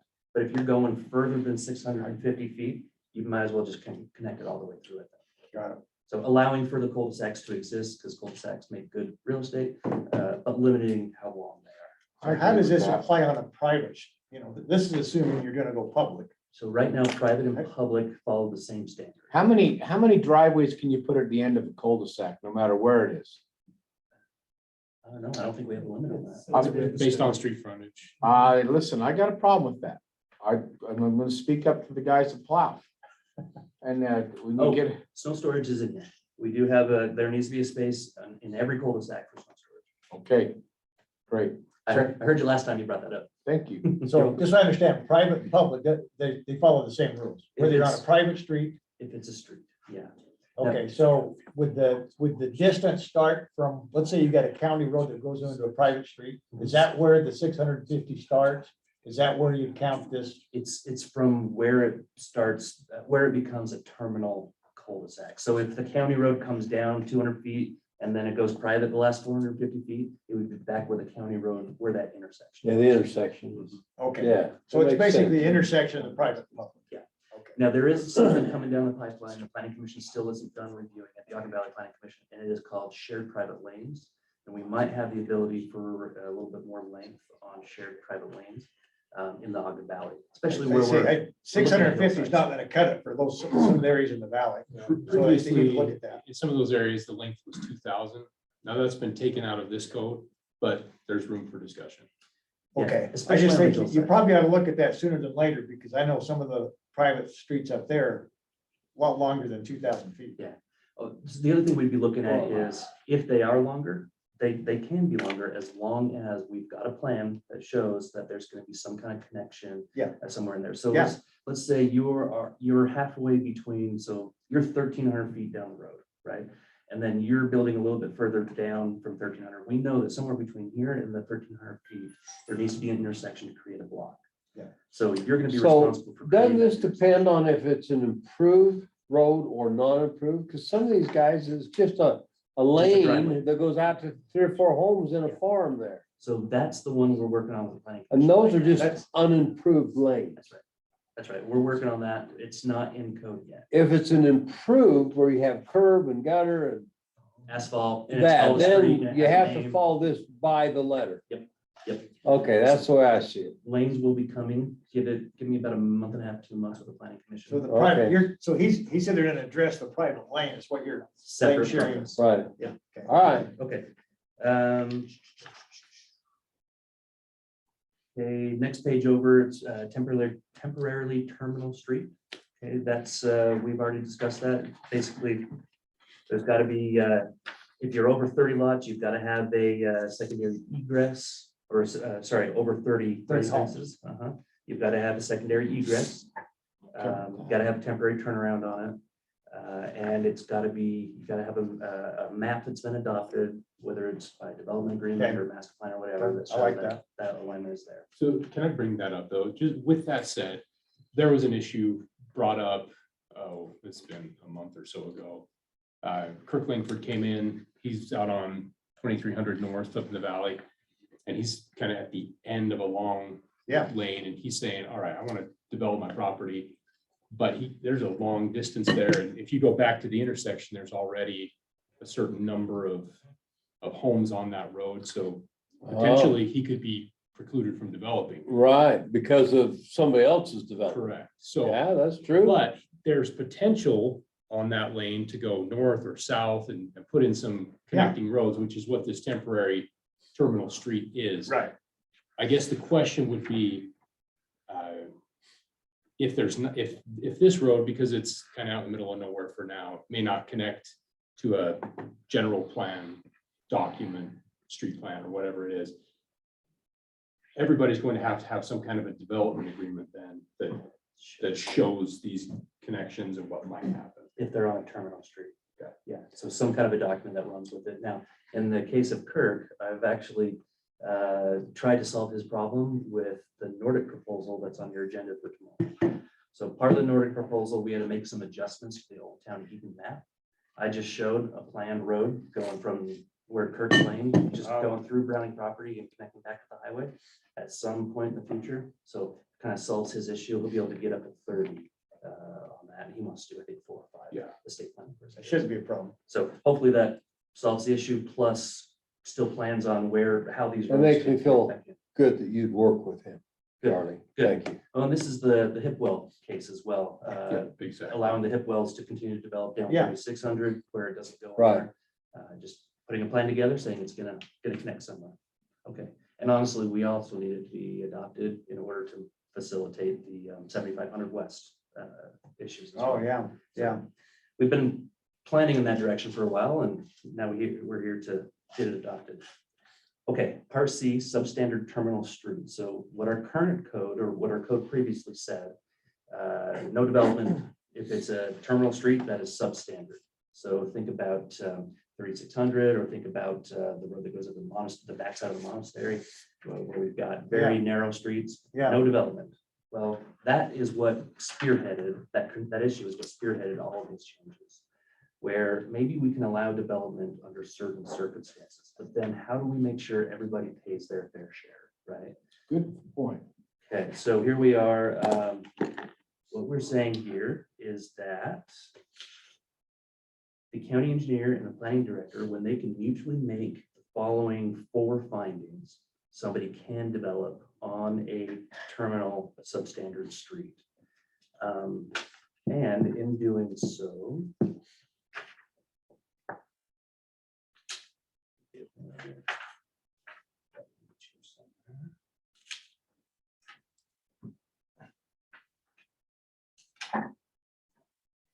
okay. And if they do so, skip down to section 7. What page on? I No, wish I they're gave not you- numbered. wish I gave you page numbers. Section 7, which Okay, I'm section Subsection. 7. Okay, And then flip to the back of 7. it says street cross sections. Yep. And development on substandard streets. There you go. So this is both dead end streets, dead end substandard streets, and not dead end substandard streets. Got it. So Okay. think about 4300 on the north of 12th Street. That's a dirt road in some places up there. This would apply to that as well as it would to 3600 or the road that goes up behind the monastery. Okay. What we had agreed on was, Hold on, 4300 is not dirt in no place. That's asphalt all the way. on the north side of the county. Is it Mhm. 43 or 44? Cemetery that are kind of like down. Yeah. there- Oh, if there- you go, there is that- okay, yeah, I there was is that thinking section. right off 12, it'd go way, yeah, that's way out there, dude. Yeah. up north. Yeah, So those are the kinds of in my mind, I roads. was following the line. That's right. The lines don't connect. Oh, eventually, we have a plan for that. So what we had discussed a couple of years back when we were working on this is everybody needs to pay for their fair share. Well, what is their fair share? Yeah. So we devised a calculation that basically says, here's the length of that road, the terminal road, and along the length of this road, based on our existing zoning, you can get 1, 2, 3, 4, 5, 6, let's say 20 homes or something like that out of that road. So you take the total cost to improve the road to current standard, divided by 20, and that is the cost per home. That is a project cost, not an impact fee. It's a project cost that each one of these landowners, when they go to do the 3 or 4 lot subdivision, have to pay per lot into the county's roads fund. It's essentially an escrow, but then Joe can tap that escrow and go out and do improvements. on Oh, do that. we keep track of that? We'll have to keep track of that. Yep. With That hasn't started yet, though. not yet. Yep. Good night. You know, I very much am in support of something like this, but that's not gonna be easy No. to keep track of that. I think if we There'll be a do lot it, of little things. Who's gonna do that? Are you leaving, Rick? I do, I gotta run to another. he doesn't want to do it. That's all it takes. Gary.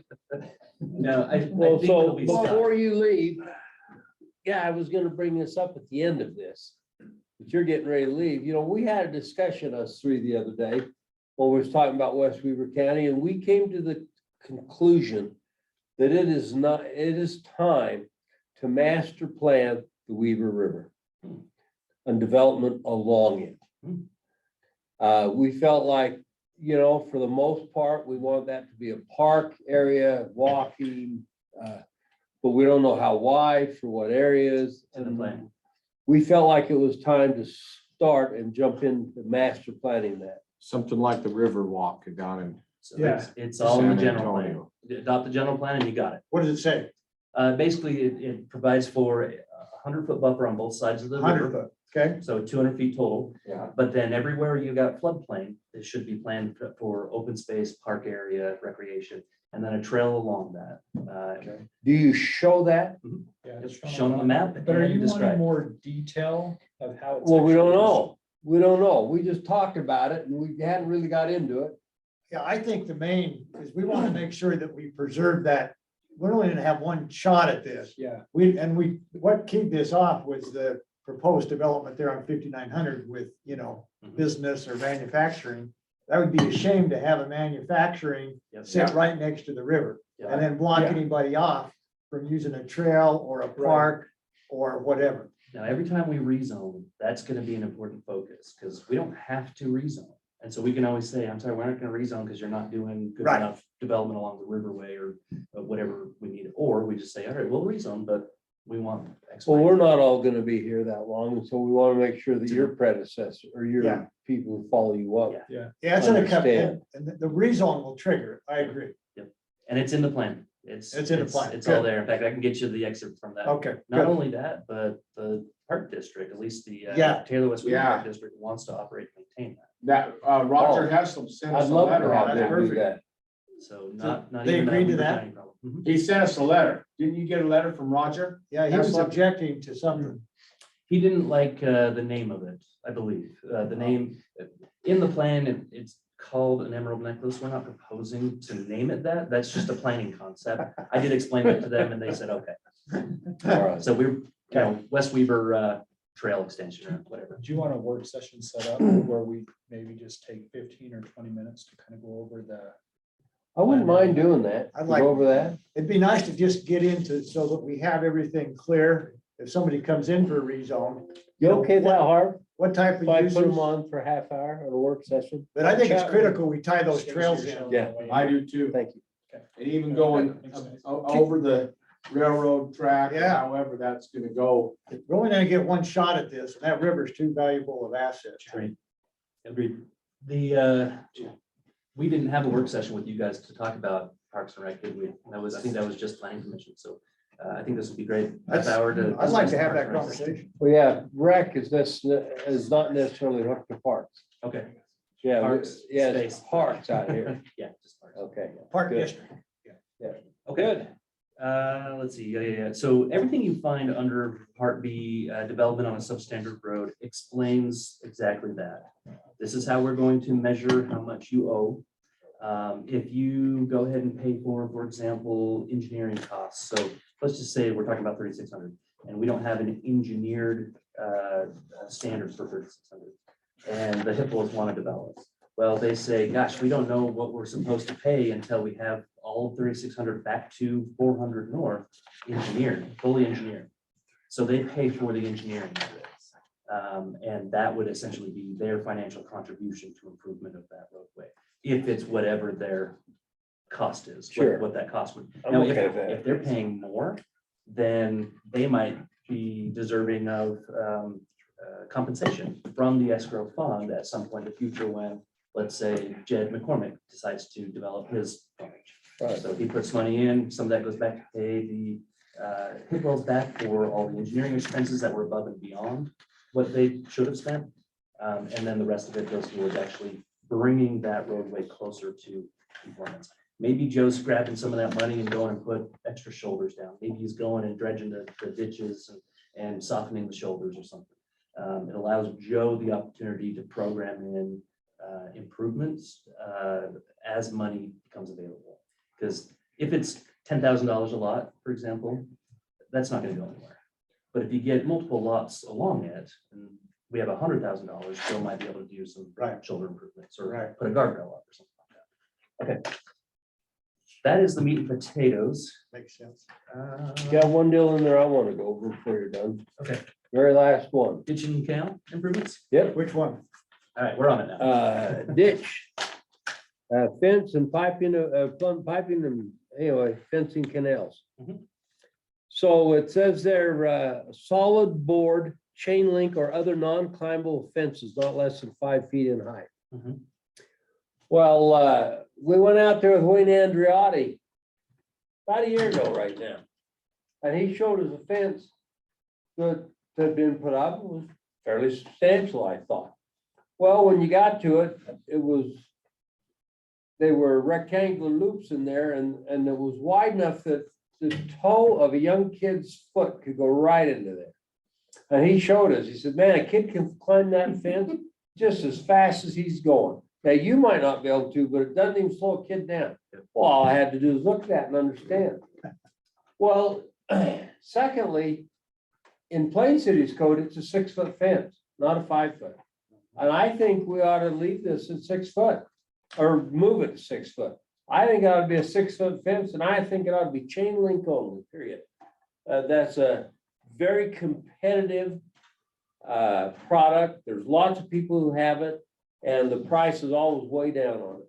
So I don't think we're putting a burden on anybody here.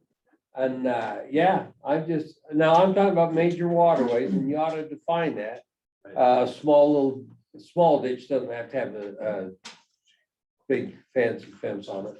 But these are, would be a 24-inch, pipes in a ditch. That's a pretty substantial ditch. That ought to have a. Substantial. At what point do we just want to require them to pipe the ditch? So we get away from these fencing requirements? So the new general plan I will love say that. pipe everything, essentially. I like that idea. Because could Commissioner just write Jenkins, it in. isn't a chain link fence climbable? Yes. I mean, I hate doing It it. is, with a but kid. it's When I was a much kid, tougher. when I was a kid, I went over those all the time. You do. With or without a top rail. I But could do you it as know an as well adult. as I do, that you gotta hit that at an angle so your foot will get in. It's not as easy. I know. I know what you're saying. I've The climbed 6 Wrought iron times fence too. would be less climbable, more attractive, but Oh, yeah, those costly. are very expensive. Mhm. I guess that leads to Sean's point, though. I mean, if we pipe the ditch, it eliminates the issue altogether. Well, so I'll tell you what that comes down to. If you require a cement pipe, it won't happen. Cement's hard to get, it's expensive, and it's hard to put in. If you make it this new corrugated HDPE, 20-foot lengths, you can walk up, 2 guys can carry a 20-foot piece of 30-inch pipe. And just drop it in the ground and cover it, and So what if it's they, really great. what if they come back and burn the section later, like farmers do, instead of spraying weeds or cleaning it, then it melts the pipe. No, if it's under the ground, it doesn't. Needs to be about like 3 or 4 feet. too. No, it doesn't either. Come on, if it's 6 inches under the ground, it won't burn it. I would probably. If you built a fire on it, it might, but a fire that burns over a ditch bank or something like that, it won't burn 6 inches. We're talking about plastic? Huh? Oh, Yeah. okay, Okay. It's- sorry. High density polyethylene. Okay. Corrugated. But these canals are an irrigation district, right? They're not the county's canals to own and maintain. Well, that is true, So but it as might far be as the their- city's concerned, city requires what is put on the side of their streets, and that's where most of these ditches are. We even So got this- pushback from a canal company last week in a meeting I was with where it was a terminal discharge section. They wouldn't even allow plastic on that. Well, that's wrong. You know, I had to pipe the ditch in front of my place. And the city wanted cement. We went in, debated that whole thing. When it come right down to it, they said, okay, where your drive goes across, make it cement, and everything else can be, and you know, I've had it there now for 8 years, 9 years, and it's been just fine. I've had people drive across it. It's no issue. It's been great. Been For a very happy car- with the For a service. car, it's not a big deal. You get a hay wagon that's fully loaded, stacked bales. Well, or and that's why you something, make cement Then you at got the issues, crossings. Yeah, you right? gotta have concrete crossing. Yeah. I tell you, I think we should do that. Do you want to tell ditch companies that this is a requirement? So when the subdivider comes in and knows this is a requirement, they know that they've got to work with them. I mean, we'd have to adopt it as part of our law. It would be regulating them, the ditch companies. I don't think, yeah, I'm not sure we could regulate a ditch company, I don't can know we? if we want to do that. I think we can. It's just. Well, we do want can, I'm not policy? sure, I mean, It's not. I'm not sure we want to. But we would say the canal through the county right of way would need to be a concrete pipe. Yeah, Outside of that, we would let the irrigation company decide what kind of pipe it needs. that's how I do. If it crosses our ground, and we have future liability, we should be in control of that, but we shouldn't have the right to tell Wilson Canal, hey, Yeah, you Yeah. know, the that- developer would work everybody with has to them. fence it. They should be able to do that. That's how. But if this is a canal that goes on a lot line between two houses and there's no traffic across it, it's why would we want to enforce a concrete in there? I don't think we. We I don't. think we'd let it up to them and Yep. let them worry with the consequences of whatever they choose. Especially on a private line, right? I don't think we want to get Yeah. too crazy there, but in our right of way, where anyone could leave the traveled right of way and be off on the shoulder and not know that there's a plastic pipe there. Well, even if they drive over it, when it's encased in dirt, it's as Pretty strong as strong. concrete almost. Oh, yeah, give me that. No, I don't know that I I've agree. sold tons of this, and as I believe long it. as it's a dual wall, I'd say it ought to be a dual wall. It bounces right back, Gary. It bounces right back. It's pipe's easy to replace, you know. It He sells never pipe, spreads come on. because there's dirt there. Actually, come on. Commissioners, let me read the added paragraph to you guys. It may actually solve some of the problem. Part B, underneath section 12. All canals, ditches, or other irrigation conveyance infrastructure on the land or within an adjoining street right of way shall be piped as part of the subdivision improvements unless the owner of the infrastructure notifies the county, so that's the ditch company, notifies the county in writing that they will not allow the piping of the infrastructure, or unless the county engineer requires otherwise. Piping of the infrastructure shall not restrict the flow of water greater than the existing. Yeah, what infrastructure. kind of pipe? Doesn't say. It doesn't say what kind of pipe. What we are saying is. Yeah, we are saying this up requiring to the pipe. ditch company. Yes, we leave that up to them. That Yeah. way they can work with the That's right. subdivider and they. And I'm make okay with that. requirement. And under certain circumstances, I think it gives Gary the authorization to say, you know what, not that pipe, this pipe. As long as the ditch company isn't. Opposed. You know, that actually will carry a little more water, the plastic will, especially if you get it smooth line. Oh, it's you way know, more new efficient. wall. I would That's right. agree with you Pricier. wholeheartedly.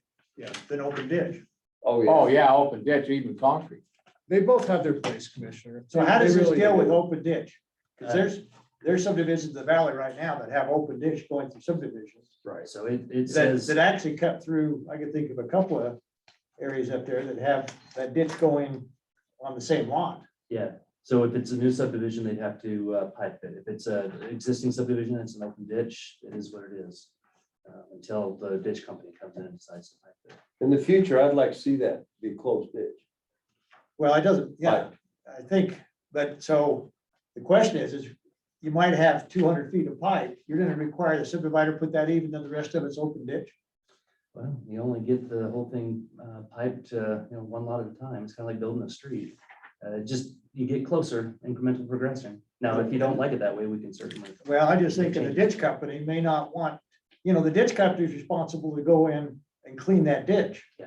And then the ditch, that's actually in the ditch company's easement. Right. I can see some companies in the valley going, we don't want that pipe. We want to be able to go in there and spray weeds. We don't want to have to deal because now you're putting that responsibility on the ditch company in the future. That's right. That's why the writing Well, says. yes. That's why Of we have. course, the Wayne writing. Andriotti, that's exactly what he was complaining about. He was saying you put these fences up here and you Yeah. can't get in there to spray the ditch with a tractor because you don't leave enough. He That's my said if point. they would just pipe it, then the fence doesn't have to be put in. They can, the homeowner will mow right over the ditch and keep it clean, and that makes us happier. That didn't happen because there were some of the canal owners that wouldn't allow the piping. Yeah. I just think there That's needs to what Wayne be, said. there needs to Yeah, be an right. exception in here It's that here.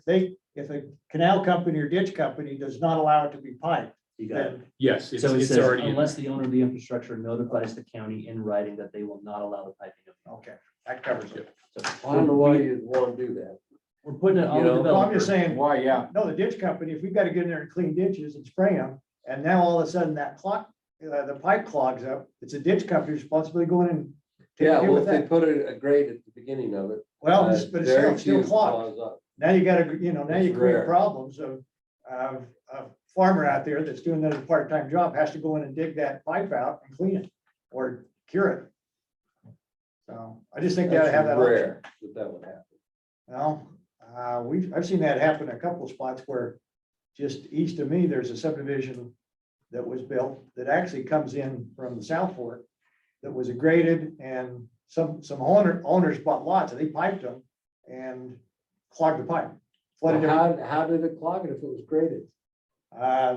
Some of the stuff comes off the South Fork. They had I think that when he showed me that, there was a 12-inch piece of tree that came down that ditch. Well, yeah, but if it had a Blocked grate it. on it, wouldn't be able to go through. No, it blocked the grate, and then some of the stuff, some of the smaller twigs went through and blocked it, but then it flooded everything Sure. around it. Well, and that happens.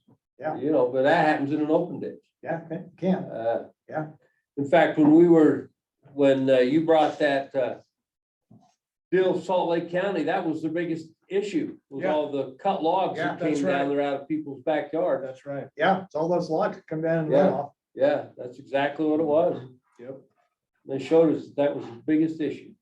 And that kind of falls back a little bit, Commissioner Farr, to the ditch company or the farmer responsible for the terminal. Private ditch needs to maintain their grades too, right? And sometimes, Yeah, I hate to point fingers of blame here, but sometimes they're not the greatest at always going up there and maintaining some of those. yeah, I'm grades. just saying, if you've got 5 miles of open ditch, Yeah, to have 300 yards of pipe ditch creates another issue for these ditch companies. it does. It does. Give them the opportunity to say, no, we don't want it, we don't want it. Yeah, as long as then the the ditch fencing company will- buys it, I'm good. Yeah, I'm okay with that too. You okay with this going on your agenda a week from tomorrow? But I want to take solid board fences out of there. I want chain link. Chain link it is. Hold 6 on. foot, solid board fence, meaning those striped fence 6 like foot? that. Well, Yeah, I just want to put a chain link fence we in. don't allow chain link fences in the valley, Yeah, no chain link fences there. so Really? that's gonna be a little bit of a problem. Yeah. Now, First maybe- time is that I've heard just- Is that. that just residential, or is that going to apply here as well, or? I don't know. I have to go back in and check on. Why that. don't we allow it up there? Is that It's aesthetics? yeah. They don't want to look of a chain link fence? No, that's, I don't understand that. that's guys. below our dignity. What about, what if we change that to black vinyl coated chain link? That gives a little bit better. Well, appearance. apparently they don't want this. I'm not such a hard Eddie on the chain link. I don't care if it's got wood slats. I don't know. I mean, I appreciate what you're saying. Let the, Huh? I would- Maybe there's something I need to get off of. Well, I would leave that up to again, if it fits in with the overall look and feel of that I like. subdivision, let them put in board. When, like you say, in the valley, chain link's prohibited in the valley. One thought on that, Commissioner. The specific fence that Commissioner, that Five, Andriotti brought up to your attention, Chad and I were just discussing, if you went with a 6-foot height, that would probably have eliminated that other type of fencing that they put in. I don't have any problem Well, I going agree with with 6 foot. I hate to just make a chain link because there's gonna be exceptions to that. Well, if you're gonna make those kind of sections up in the valley, they do those Buck and pole. rail, Buck and pole. yeah, fences all the time up there. Yeah. So maybe that's all you want. What kind of fence is that? Cross buck. and Cross, pole. yeah. And they've got just the. But that's not gonna keep rails the that run kids across. out. It won't, but No, they it use those doesn't. all the time up there Yeah, yeah, because, you know, they're, Has that- represents, as the country look. yeah, that Country country. feel. I just Yeah. remember when I was a kid, even a slatted fence, and I had a Yeah, I hammer. I knew how to take some of the slats out when I was. just- Look, you have to make a reasonable accommodation to try to protect it. That's all we're saying. Yeah. Yeah, Okay, okay, I guess we're just gonna leave it the way it is then. I'll change 5 to 6, and then get this in front of you guys a week from tomorrow. Commissioners, just so I'm we're sorry, aware- Mr. Chair, I may. I'm glad we're finally getting this done. Okay. So commissioners, what we've tried to do in order to help the Nordic proposal move forward, because they have some of this substandard or terminal dead end street as part of their development. We may put a few of these items we just ran through as a consolidated ordinance on the agenda tomorrow. The temporary terminal street as well as the permanently terminal street. You'll see the same language Same going, it's language. in the paperwork. And the rest will come in a week or so. Or if Nordic doesn't go forward tomorrow, maybe we'll just let the whole thing go through by itself. Just like that. Were there any questions about Nordic? I heard that maybe there would be a couple of questions. What's about- form-based code? What does that mean? These Um, people that don't like form-based code, help me understand that. Oh, they don't like it. Huh. Yeah, for we're the most getting part- lots of emails on that right now. So form-based is ordinances that essentially they regulate more based off of how something looks than how it operates. So it doesn't mean that it's not operational either, but That's what I thought. you're just looking at, you're looking at designing to. a You're not gonna specific allow aesthetic. trailer parks up there. You're not gonna allow aluminum siding. You might, just so it This looks. form-based code, they wanna come through and have a form for their, yeah, their Yeah. architecture, for what they're doing up there. Why don't you wanna allow that? I think there may be some misconception about what a form-based code. I actually think is. so. We've got a lot, over the weekend, I thought I got a dozen. But it That's doesn't, what I got, 20 about a different- dozen. again, maybe let's 15. keep in mind, that doesn't have anything to do with the rezone. All No, it is a plan for the future that says if somebody comes in and asks for that zone, then here's what we'd consider. It doesn't automatically, so if they don't change the zone and have water and sewer that show they have a capability, it stays the same. So, Commissioners, what I think probably happened, and I saw this when we went to the planning commission, was people saw form-based village attached to the Nordic project and said, well, form-based village, that must be a type of development. right, Therefore, we're against it. right. I think that's what's happening, as opposed to the concept of what a form-based code actually. I don't is. like taking people's rights away from them. That's all there is to it. I don't like taking their rights away from them. This form-based code that's proposed for the Nordic area, a lot of people have the misconception that this map that shows different Right. street types is serving to rezone their property, and that is absolutely not the case. There's a small area plan for the Nordic neighborhood to help us with future rezoning decisions when and if landowners ask us to rezone. So I think that's where the misconception is and why people are afraid of it, because they miss that key piece. This is not. That, you rezoning need to property. leave that with the headline. I want people to understand. I want them to understand and not be afraid or not be frightened by what could potentially take place up there. And just, it's important that we educate with the right information. You know what I'm saying? Were the emails copy and paste style emails, or were they each of them? unique? Some of them had Some of some, them were, Commissioners, I was on a lot of those emails. A lot of them were very similar comments. If you But- look at them. but, I met with Scott and Rick because I had the same emails you did. And, people are confused. They're looking at that map and saying, well, we're gonna rezone this to third half-acre lots. No, this is not a rezone. This is just, again, follows the general plan. How do we encourage that 16,000 units to come off the hillsides and the valley floor, which is what the general plan and not said. 16,000 units all at Nordic. That's what people have to No, it just- understand. But I'm just saying, how do you do that? You do that by village areas, and then it gives the opportunity for that vacant ground around a resort to come in and ask for additional density. but it has to come from somewhere else. We're not creating additional density. No, we're not. They have to be able to purchase a development right to be able to do it. Now, there has been some discussion.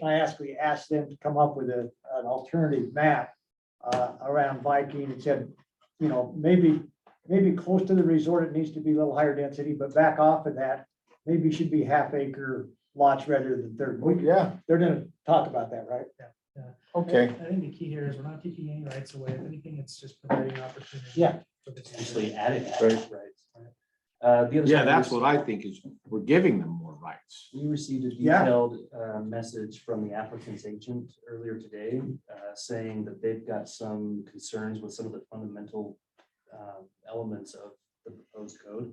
We're a little bit surprised because we're just barely getting it today, and we haven't changed anything since before the planning commission looked at it. Dealing with the moderate income housing. Moderate income was a part of it, and it was a small part of it. There were other parts of it that we were a little concerned about. We've had a lot of meetings with Nordic. We've met with them in some case, well, for a while, we met with them weekly, then we met with them every other week, and we think we thought we had smoothed over all their concerns and that they were on board. So getting this the day before, it's supposed to be on the public hearing, we're a Do little they bit want to worried. pull it? I don't know. I did give them the option. Either we could pull it or we can move forward with the hearing and ask the. There's commission another to table. response that came, Oh, and they want to keep it on for now. Okay. is what Rhonda said. okay. Yeah, I think a lot of it is a little, well, there is some misunderstanding. I think there is a little bit of a language barrier as we are communicating this to an international group of folks as well. I think some of these items we can clarify, others might need for us to put some more thought into it, just to make sure that they're comfortable, county's comfortable, and we're good to go. Yeah, I would have thought they would have been, through it and understand everything. I think it kind of sounds like what happened was some of the stuff there was a final discussion with some of the shareholders or something like that. And it might have been a conversion from English to French that caused the challenges. I'm not sure. But whatever it is, I think Rhonda was asked to send us a list of Potential concerns. Items to clarify. Good, all right. Cool. Thank you.